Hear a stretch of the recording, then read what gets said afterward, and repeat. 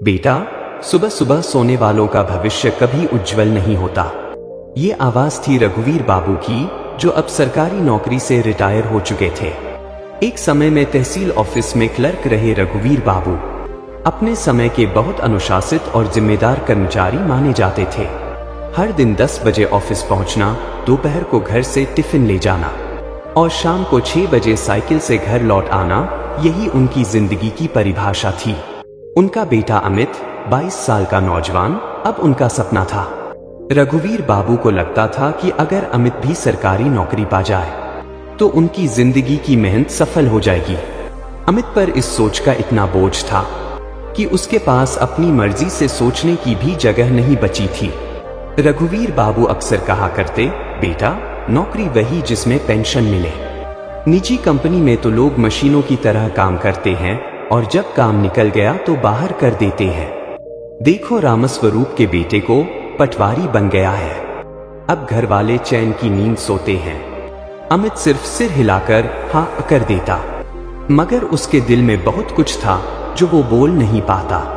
अमित के मन में हमेशा एक सवाल उठता था, क्या जिंदगी का मतलब सिर्फ एक नौकरी है? क्या हम सिर्फ इसलिए पढ़ते हैं कि हमें एक महीने की सैलरी मिले और हम वही जिंदगी जिए जो सबने जिया है? लेकिन पिता की उम्मीदें और सामाजिक डर इन सवालों को दबा देते। अमित दिन भर एक कोचिंग में जाकर सरकारी परीक्षा की तैयारी करता, जीएस, मैथ्स, रीजनिंग, सब कुछ। लेकिन जब टीचर पढ़ा रहे होते तब वो अक्सर खिड़की से बाहर देख रहा होता, जैसे उसका मन कहीं और हो। रात को जब सब सो जाते, अमित जागता रहता। वो सोचता रहता, क्या मैं वाकई इसी के लिए बना हूं? क्या मेरे अंदर कोई सपना नहीं है जो मुझे एक नई राह दिखा सके? पिता से डर इतना था कि अमित अपने दिल की बात कह ही नहीं पाया। उसने 2 बार सरकारी नौकरी की परीक्षा दी, लेकिन पास नहीं हुआ। रघुवीर बाबू ने कहा, कोई बात नहीं बेटा, मेहनत करते रहो, एक दिन लगेगी ही। लेकिन अमित को समझ आ रहा था कि उसके अंदर वो आग ही नहीं है जो सरकारी नौकरी के लिए चाहिए होती है। उसके अंदर तो एक अलग आग थी, कुछ अलग करने की, कुछ खुद का बनाने की। अब अमित ने तय किया कि उसे शहर जाना होगा, नए विचारों, नए अनुभवों और नए रास्तों के लिए। लेकिन घर में ये कहकर जाना कि मैं बिजनेस करना चाहता हूँ, ये कहने की हिम्मत नहीं थी उसमें। इसलिए उसने एक दिन पिता से कहा, पिताजी, यहाँ गांव में पढ़ाई ठीक से नहीं हो पा रही, अच्छे शिक्षक नहीं है। मैं सोच रहा हूँ कि शहर जाकर कोचिंग करूँ, वहीं रहकर तैयारी करूँ। रघुवीर बाबू ने कुछ देर सोचा, फिर बोले, अगर पढ़ाई के लिए जा रहा है तो जा, पर ध्यान रखना वहां कोई भटकाव ना हो। अमित के लिए ये भटकाव ही असली रास्ता था। अमित शहर आ गया। उसने एक छोटे से कमरे में किराया लिया, पास के कोचिंग सेंटर में एडमिशन लिया ताकि पिता को दिखा सके कि वो पढ़ रहा है। मगर शहर की गलियों में उसने जो देखा वो उसकी आंखें खोल देने वाला था। वो देखता कि एक छोटा सा जूस वाला रोज के 800 से 1000 रुपए कमा लेता है। एक फास्ट फूड की दुकान पर हमेशा भीड़ लगी रहती थी। एक नाई की दुकान पर लाइन लगी होती थी। उसने सोचा, ये सब लोग किसी के गुलाम नहीं हैं, ना ही ये सरकारी नौकरी के पीछे भाग रहे हैं। फिर भी ये रोज कमाते हैं, खुद के मालिक हैं।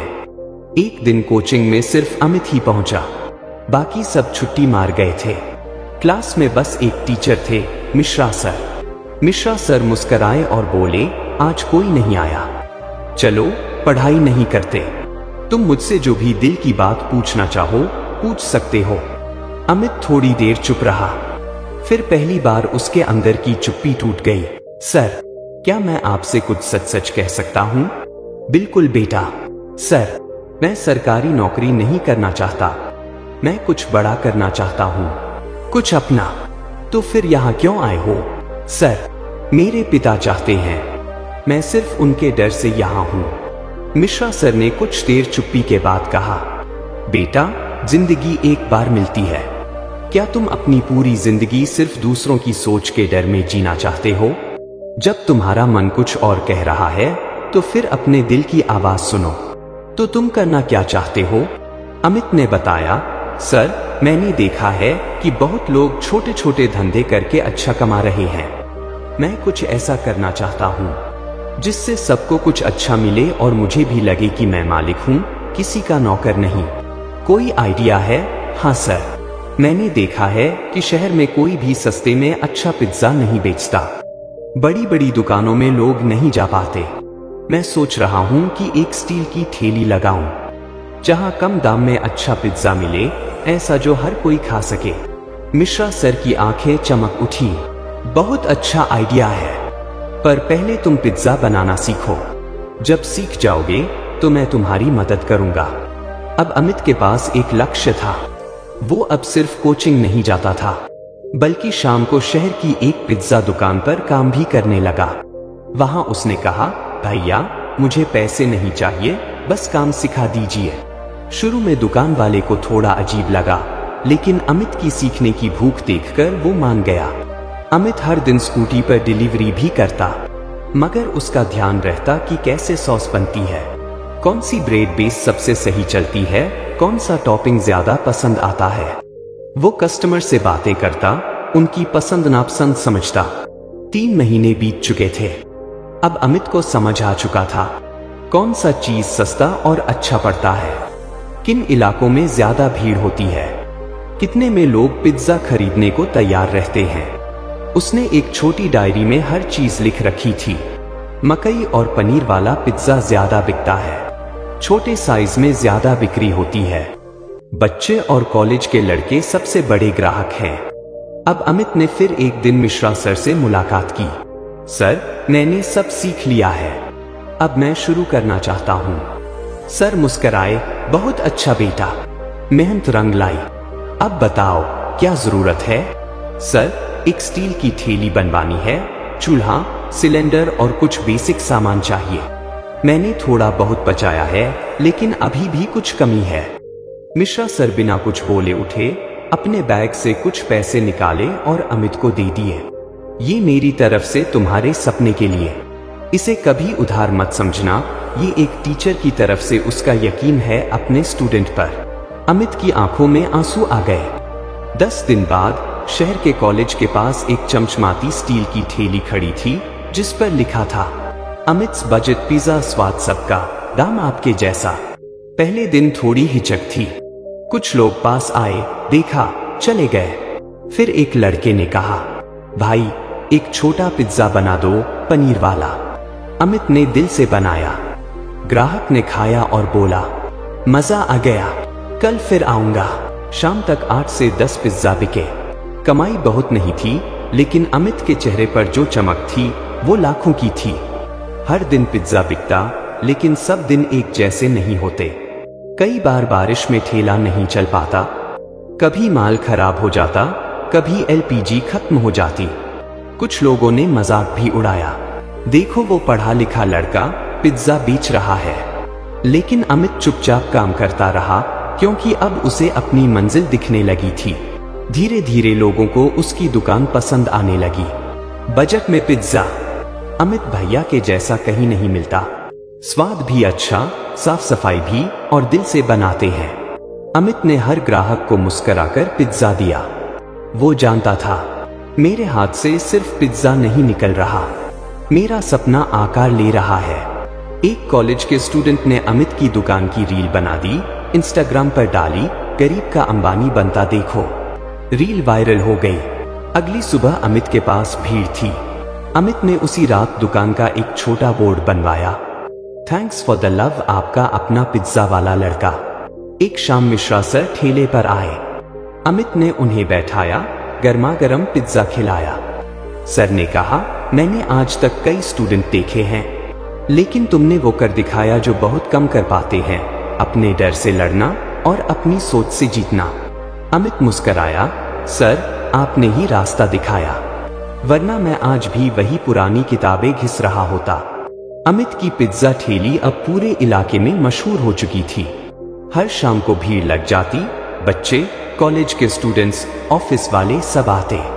लेकिन अब अमित का सपना और बड़ा हो चुका था। अब वो सोचने लगा, ठेले तक ठीक था, अब मुझे एक दुकान चाहिए। एक ऐसी जगह जहां लोग बैठकर परिवार के साथ खाना खा सके। उसने शहर में कुछ जगहें देखनी शुरू की।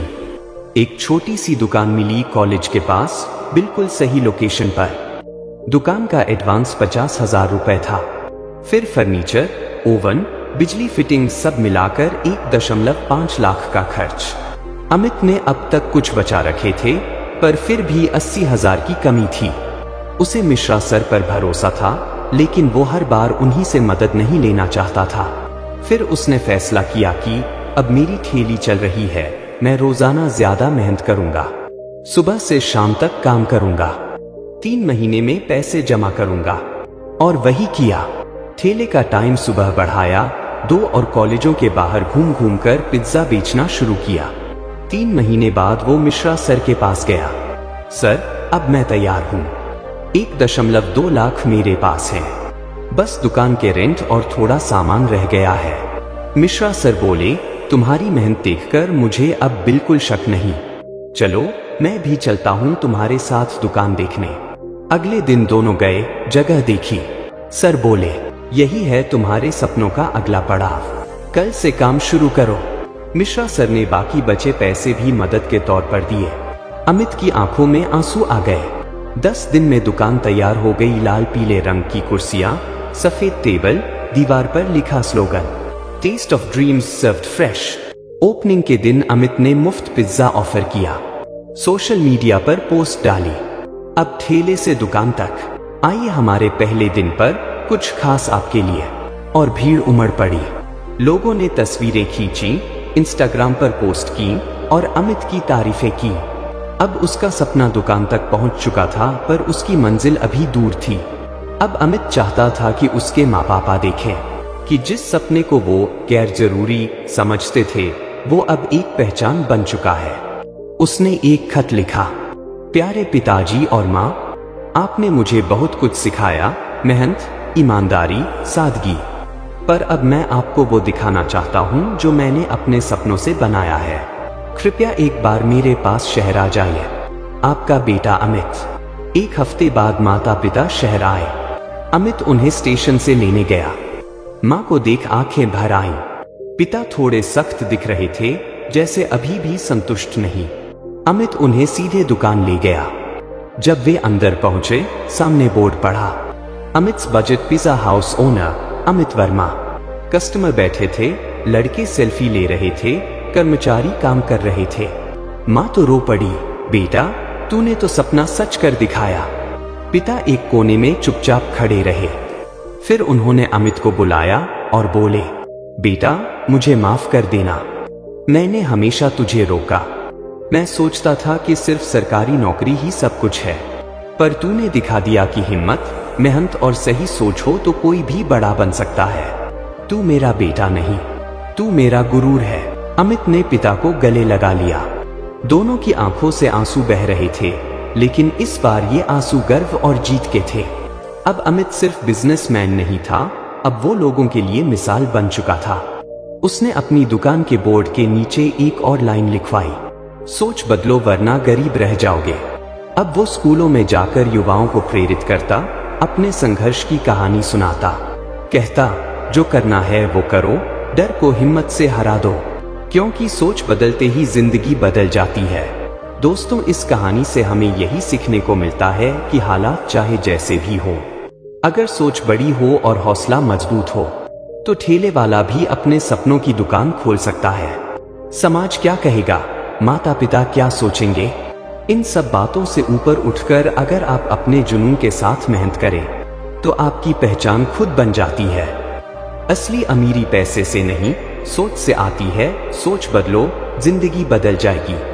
जो करना है वो करो, क्योंकि सोच बदलते ही किस्मत बदलती है। दोस्तों, अगर आपको ये कहानी पसंद आई हो और आप ऐसी ही जिंदगी बदलने वाली कहानियां देखना चाहते हैं,